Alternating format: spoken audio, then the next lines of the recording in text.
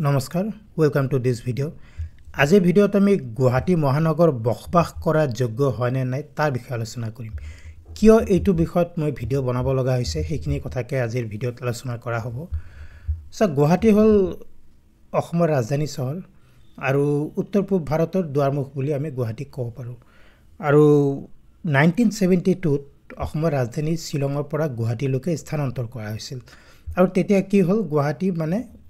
অসম তথা উত্তৰ পূব ভাৰতৰ এটা মানে পলিটিক্যাল হক এডুকেশনাল হক সাংস্কৃতিক হক বা ব্যৱসায় বাণিজ্য হক যাতায়াত যোগাযোগ পৰিবহনৰ এটা কেন্দ্ৰ হিচাপে গুৱাহাটী গঢ়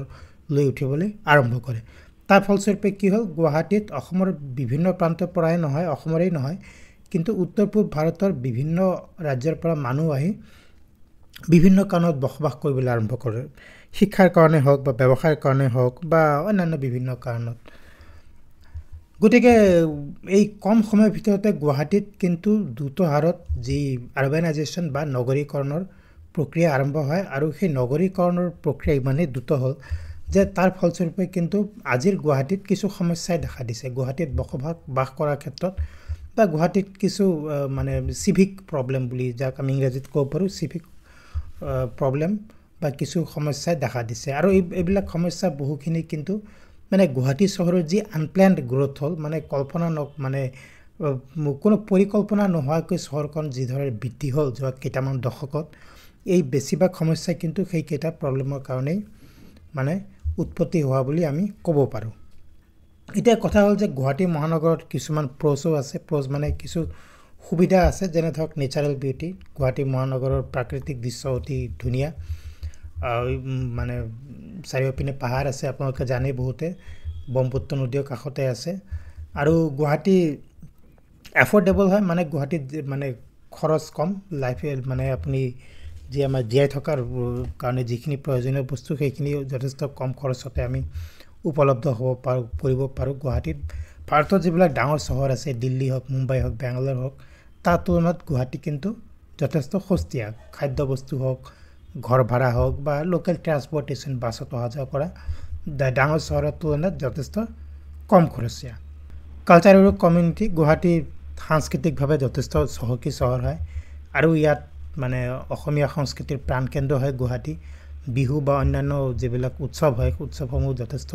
উৎসাহেৰে উদযাপন কৰা হয় গুৱাহাটীৰ মানুহ বা গুৱাহাটী নহয় অসমৰ মানুহে যথেষ্ট মানে ডাঙৰ হৃদয়ৰ হয় আৰু মানে বাহিৰা মানুহক ওয়েলকাম কৰা বা স্বাগতম জনোৱা এটা মানে অতিথি দেৱ ভৱ বুলি কোৱা হয় যে গতিকে অতিথিক আমি আদৰি ল'ব জানো আৰু যেহেতু গুৱাহাটীৰ মানে অসম তথা উত্তৰ পূব ভাৰতৰ গেটৱে বা দুৱাৰমুখ গতিকে যোৱা কিছু বছৰ গুৱাহাটীৰ ইনফ্ৰাষ্ট্ৰাকচাৰ যথেষ্ট পৰিমাণে ডেভেলপ কৰা হৈছে গুৱাহাটীৰ আন্তঃগাঁথনি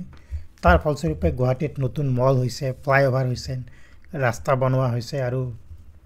যাতায়াত যোগাযোগৰ ব্যৱস্থা কিন্তু যথেষ্ট পৰিমাণে উন্নত হৈছে এতিয়া আমি গুৱাহাটী মহানগৰৰ কিছুমান সমস্যা বা প্ৰত্যাহ্বানৰ বিষয়ে আলোচনা কৰিম যিবিলাক কথা আলোচনা কৰা হ'ল যে গুৱাহাটীত জনসংখ্যা যথেষ্ট পৰিমাণে বৃদ্ধি পাইছে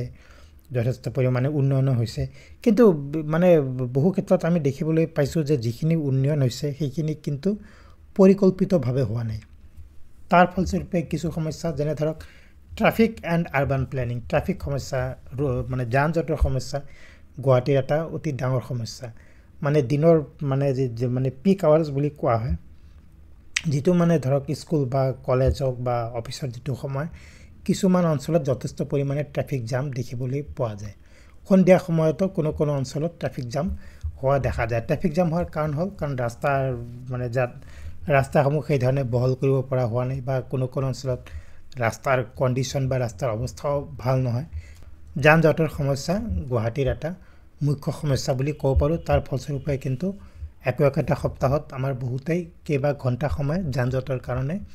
নষ্ট কৰিবলগীয়া হয় যান জঁটৰ সমস্যা অকল গুৱাহাটীৰে নহয় ভাৰতৰ আটাইকেইখন ডাঙৰ চহৰৰে সমস্যা আপুনি দিল্লী কওক মুম্বাই কওক বেংগালুৰু কওক চেন্নাই কলকাতা আটাইকেইখন চহৰৰে একে সমস্যা আছে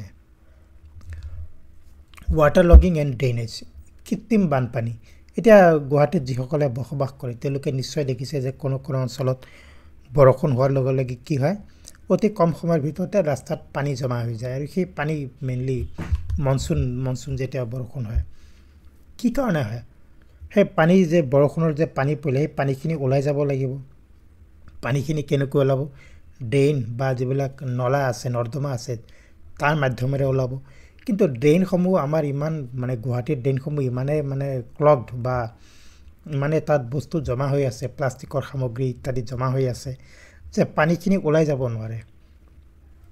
তাৰ ফলস্বৰূপে কি হয় বৰষুণ হোৱাৰ লগে লগে কিছু সময় বৰষুণ হ'লেই ড্ৰেইনখিনি মানে ভৰ্তি হৈ আহে পানীৰে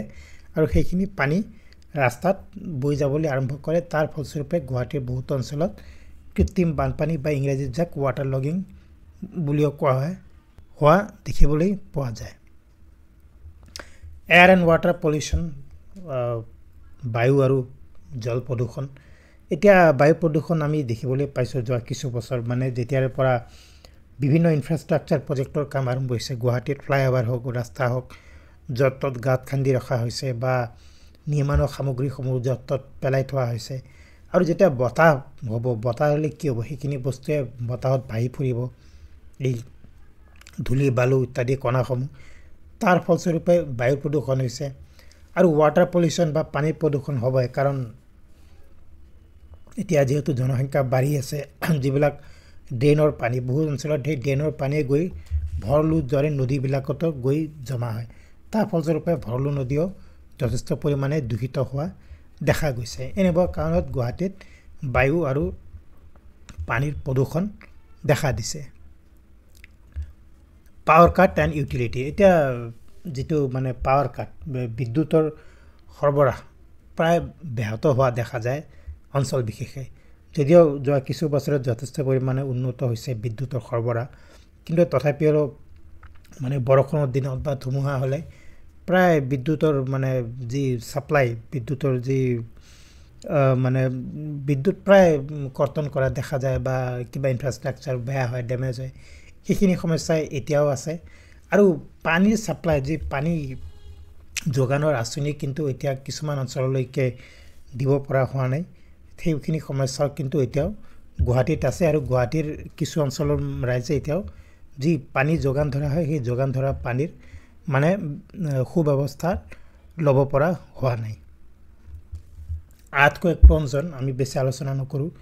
গুৱাহাটী মানে ভূমিকম্প প্ৰৱণ এলেকাত পৰে যে জ'ন 5ত গুৱাহাটী অৱস্থিত গতিকে ডাঙৰ ভূমিকম্প হ'লে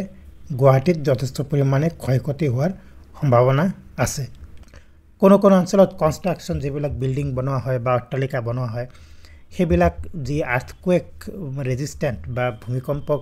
প্ৰতিহত কৰিবলৈ যিটো মাপদণ্ডৰে বনাব লাগে ঠিক সেই মাপদণ্ডৰে বনোৱা নহয়